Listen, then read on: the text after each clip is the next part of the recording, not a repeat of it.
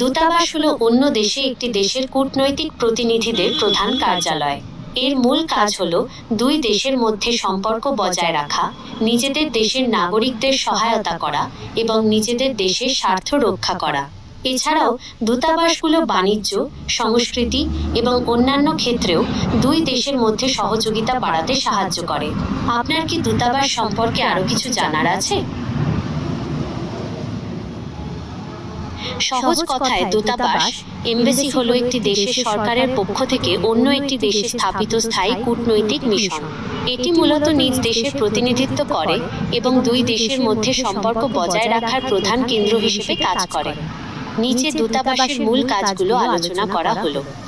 দেশের প্রতিনিধিত্ব করা, একটি দেশের সরকার এবং জনগণের পক্ষে অন্য দেশের সরকারের সাথে যোগাযোগ রক্ষা করা দূতাবাসের প্রধান কাজ। নিজ দেশের স্বার্থ রক্ষা এবং দ্বিপাক্ষিক সম্পর্ক উন্নয়নই এর মূল লক্ষ্য। 2. নাগরিকদের সেবা ও সুরক্ষা। কনসুলার সেবা, বিদেশে অবস্থানরত নিজ দেশের নাগরিকদের যে কোনো সমস্যায় দূতাবাস সাহায্য করে, যেমন পাসপোর্ট নবায়ন বা নতুন পাসপোর্ট ইস্যু করা, নাগরিকরা কোনো আইনি জটিলতায় পড়লে বা বিপদে পড়লে সহায়তা করা, জরুরি অবস্থায় যেমন যুদ্ধ বা প্রাকৃতিক দুর্যোগ নাগরিকদের সরিয়ে নেওয়ার ব্যবস্থা করা। 3. ভিসা প্রদান, বিদেশি নাগরিকরা যখন সেই দেশে ভ্রমণ, পড়াশোনা বা কাজের জন্য যেতে চান, তখন দূতাবাস তাদের আবেদন যাচাই বাছাই করে ভিসা প্রদান করে। 4. অর্থনৈতিক ও বাণিজ্যিক উন্নয়ন, দুই দেশের মধ্যে ব্যবসা বাণিজ্যের সুযোগ তৈরি করা এবং বিনিয়োগ বৃদ্ধিতে সহায়তা করা দূতাবাসের অন্যতম গুরুত্বপূর্ণ কাজ। তারা নিজ দেশের পণ্য ও সেবা বিদেশের বাজারে পরিচিত করতে কাজ করে। 5.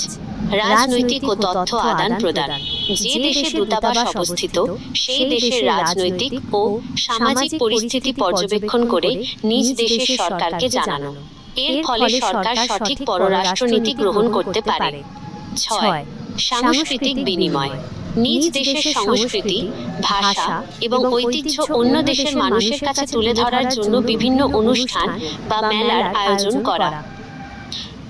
একটি ছোট পার্থক্য মনে রাখা ভালো, সাধারণত কোনো দেশের রাজধানীর মূল অফিসটিকে বলা হয় দূতাবাস, এমবাসি, কিন্তু যদি অন্য কোনো বড় শহরে এর ছোট শাখা থাকে তবে সেটিকে বলা হয় কনসুলেট।